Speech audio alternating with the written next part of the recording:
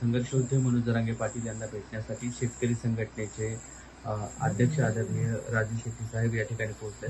काय चर्चा झाली आणि चर्चेतून काय म्हणजे खरं तर मी आज त्यांच्या तब्येतीची चौकशी करण्यासाठी म्हणून आलेलो होतो, परंतु चळवळीतली माणसं एकत्रित आल्यानंतर केवळ तब्येतीचीच चौकशी केली असं म्हणणं चुकीचं होईल। सामाजिक, आर्थिक, राजकीय विषयावर तसं मराठी माणूस एकत्र आल्यानंतर गप्पा होतच असतात, त्या पद्धतीनं झाल्या।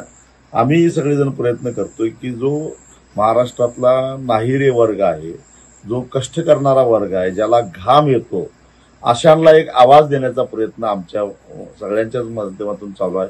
बघू एखाद्या वेळेस यश येईल सुद्धा। काय राजकीय दृष्ट्या काही म्हणजे झालं बोलणं?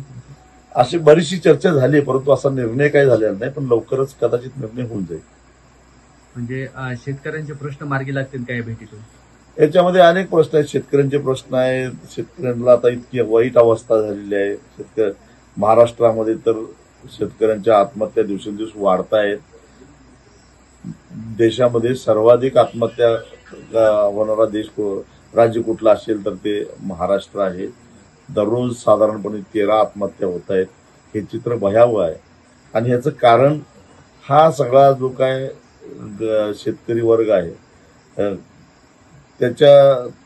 त्याच्यावर हे दारिद्र्य लादलेलं आहे आणि ते सरकारच्या धोरणामुळे लादलेलं आहे। बरं, मराठा आंदोलकांच्या आत्महत्या होत आहेत, याच्याकडे कसं पाहता? आणि मराठ्यांना आरक्षण मिळालं पाहिजे, कारण मराठा समाजामध्ये सुद्धा आत्महत्या होत आहेत, कारण सर्वाधिक मराठा समाज हा शेती करतोय।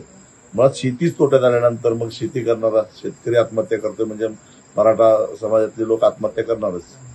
मराठ्यांना आरक्षण मिळालं पाहिजे, काय भूमिका आहे? ही पहिल्यापासून सगळ्यात आधी 2011 साली लोकसभेमध्ये मागणी करणारा माणूस मी आहे।